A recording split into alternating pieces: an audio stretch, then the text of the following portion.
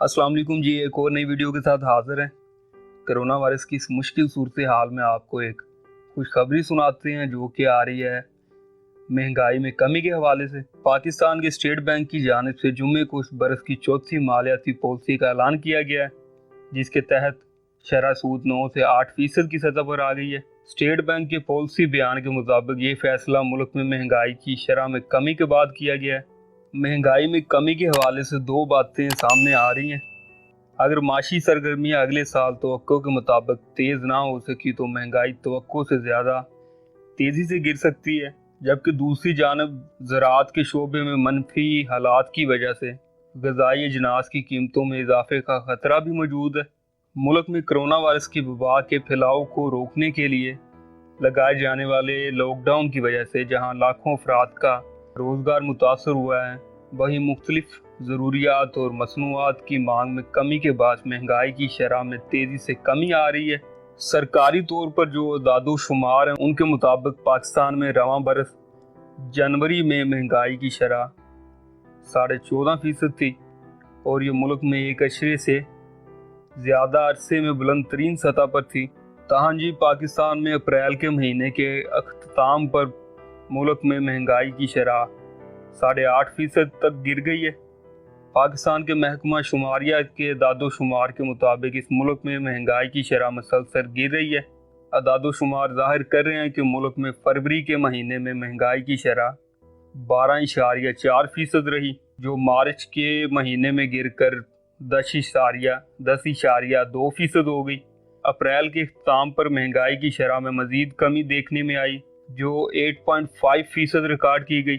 माहिरीन पाकिस्तान में महंगाई में कमी की वजह मुल्क में तलब में कमी को भी करार देते हैं, जो कि कोरोना वायरस के फैलाव को रोकने के लिए मुल्क में लगाए गए लॉकडाउन की वजह से वाक़या हुई। इसी तरह आलमी सतह पर तेल की कीमतों में कमी का फ़ायदा भी पाकिस्तानी शहरियों को हुआ है। अप्रैल के महीने के इख्तिताम पर तेल की कीमतों में कमी की वजह से माहिरीन मई के आखिर तक मुल्क में महंगाई की शरह में मज़ीद कमी की पेशगोई कर रहे हैं।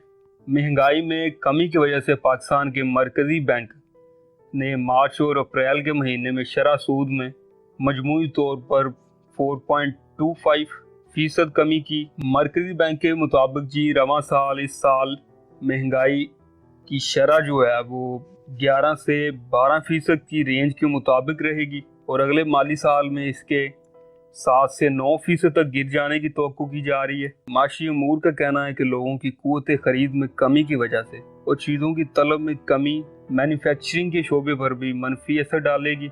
यानी कि जो मैन्युफैक्चरिंग का शोबा है, जो सनत का शोबा है, जहाँ पे चीज़ें बनती हैं, तो उनमें भी असर पड़ेगा, क्योंकि लोगों की कुव्वत खरीद कम हो गई है। लोग सिर्फ अपनी ज़रूरत की अशिया खरीदने को तरजीह देंगे, जबकि दूसरी जानब जी महंगाई को एक ख़ास सतह पर रहना चाहिए ताकि चीज़ों की तलब रहे और पैदावार का अमल जो है वो चलता रहे, जो मुल्क की मजमूई कौमी आमदनी GDP के लिए मुस्बत होता है। जी नज़र तो यही आ रहा है कि अगले 2 माह में महंगाई की शरह मज़ीद 6% तक गिरने का खदशा है। रमज़ान के महीने में होने वाली आर्जी महंगाई के असरात इसके इख्तिताम के बाद ख़त्म होंगे तो ये शरह मज़ीद नीचे चली जाएगी। रमज़ान के बाद यानी कि शरह इसकी मज़ीद नीचे आएगी। अगर किसी चीज़ की कीमत गिरती है तो इसका फ़ायदा आम फर्द को होता है। जैसे कि हालिया दिनों में मैंने पहले बात की पेट्रोल के बारे में, तो पेट्रोल की कीमत गिरी तो इसका फ़ायदा आम फर्द को हुआ। महंगाई में तो कमी आ रही है, लेकिन सवाल ये पैदा हो रहा है कि क्या इस कमी से फ़ायदा आम आवाम भी उठा सकेंगे। माहिरीन माशियत का कहना है कि जी महंगाई में कमी की वजूहात में चीज़ों के नरखों में आलमी और मुल्की हालात की वजह से कमी आई है और उसके साथ इसमें अशिया की तलब के सुकड़ने की वजह से भी कमी आई है, जो माशियत के लिए अच्छा रुझान नहीं है। चीज़ों की तलब में कमी का मतलब ये है कि लोग अब इन्हें नहीं खरीद रहे, जिसकी वजह से कुव्वत खरीद में कमी आई है, जो बेरोज़गारी और आमदनी के ज़राए के सुकड़ने की वजह से वाक़या हुई है। ये सूरत हाल माशियत के लिए नुकसानदेह होती है, जिसमें एक तरफ मैन्युफैक्चरिंग के शोबे में पैदावार पर मनफी असर पड़ रहा है, तो उसके साथ मुल्क की मजमूई कौमी पैदावार कमी का शिकार हो रही है। جس کے قومی ٹیکسز میں کمی ہوئی ہے جو حکومت چیزوں کی فروخت پر سیلز ٹیکس کی صورت میں اکٹھا کرتی ہے، جبکہ بہت سے ماہرین جی اس صورتحال کو یعنی کہ مہنگائی میں جو کمی آ رہی ہے اس کو نقصان دہ بھی سمجھتے ہیں۔ ان کا کہنا ہے کہ طلب میں کمی کا مطلب ہے کہ ذرائع آمدن محدود ہونے کی وجہ سے اب لوگ کم چیزوں کی خریداری کریں گے، اور وہ بھی جن کی انہیں اشد ضرورت ہوتی ہے۔ قوت خرید میں کمی کی وجہ سے دوسری اشیاء یعنی کہ ہوم اپلائنسز، موبائل فون وغیرہ پر خرچ کرنا بند کر دے گی عوام، جس سے ان اشیاء کے کاروبار پر منفی اثرات مرتب ہوں گے۔ پاکستان میں مہنگائی ناپنے کی اگر بات کریں تو کنزیومر انڈیکس میں 40% حصہ جو ہے وہ غذائی اجناس، مشروبات اور ٹرانسپورٹ کا ہوتا ہے۔ ان کے مطابق تیل اور غذائی اجناس کی قیمتوں میں کمی نے ملک میں مہنگائی کو نیچے لانے میں اہم کردار ادا کیا ہے۔ اب یہ سوال یہ پیدا ہوتا ہے کہ مہنگائی میں کمی کا کریڈٹ جو ہے وہ موجودہ حکومت کو جاتا ہے یا حالات کو جاتا ہے۔